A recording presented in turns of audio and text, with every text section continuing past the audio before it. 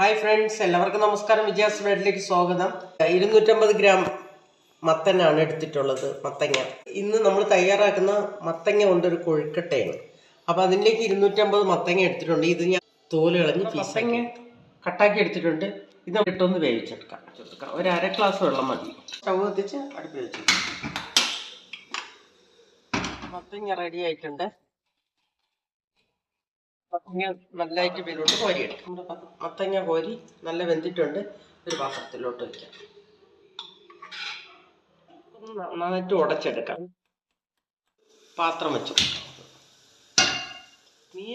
ഇതിലേക്ക് അല്പം ഉപ്പിട്ട് കൊടുക്കാം. നമുക്ക് കൊഴുക്കട്ടയുടെ മാവ് റെഡിയാകാം. ഇത് പച്ചരി പൊടിയരിയാണ്. 100 ഗ്രാമിൻ്റെ 2 കപ്പാണ് ഞാൻ ഇട്ട് കൊടുത്തത്. ഇളക്കി മിക്സാക്കി എടുക്കാം.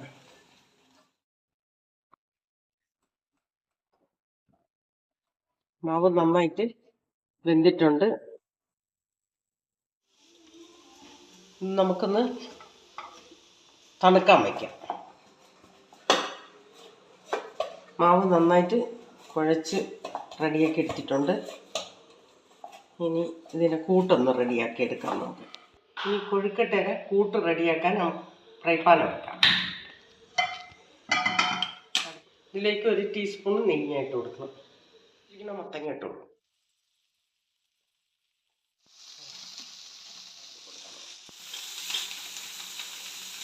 ഇതിലേക്ക് 1 പിഞ്ച് ഉപ്പാണ് ഇട്ട് കൊടുക്കാം. 1/2 ടീസ്പൂൺ ഏലക്കപ്പൊടി ഇട്ട് കൊടുക്കുന്നത്. ഇതിലേക്ക് 1 കപ്പ്, അതായത് അരമുറി തേങ്ങ ചിരണ്ടി വെച്ചിട്ടുണ്ട്. അത് ഞാൻ ഇട്ടു കൊടുക്കും. കുറച്ച് കൂടുതൽ വേണം തേങ്ങ.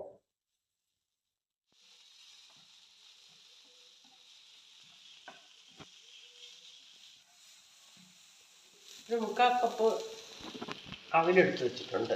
അതും കൂടെ ഇട്ട് കൊടുക്കാം.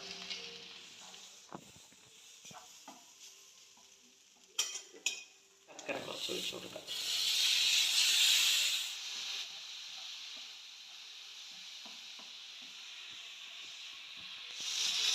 ഈ കൊഴുക്കട്ടയുടെ കൂട്ട് റെഡി ആയിട്ടുണ്ട്. ഇത് സ്റ്റൗ ഒന്ന് നോക്കാം.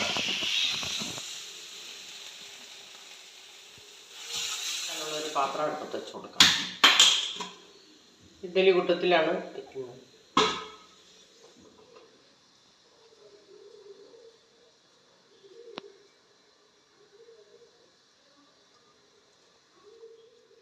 നമ്മുടെ തേങ്ങയും മത്തനും അവിലും നമുക്കിതിലേക്ക് ഫില്ല് ചെയ്ത് കൊടുക്കാം.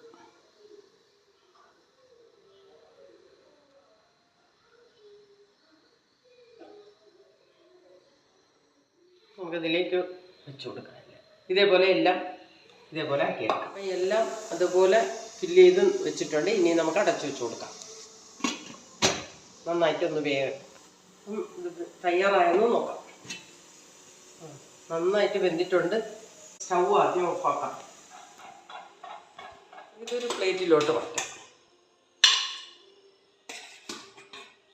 അപ്പം ഇന്നത്തെ മത്തങ്ങയും അവിലും ശർക്കരയും തേങ്ങയും കൊണ്ടുള്ളൊരു കൊഴുക്കട്ടയാണ് വെച്ചത്. അപ്പം എല്ലാവരും ഇത് ട്രൈ ചെയ്ത് നോക്കണം. ഇത് നല്ല ടേസ്റ്റി കൊഴുക്കട്ടയാണ്. അപ്പം നമുക്കതൊന്ന് കട്ട് ചെയ്ത് നോക്കാം.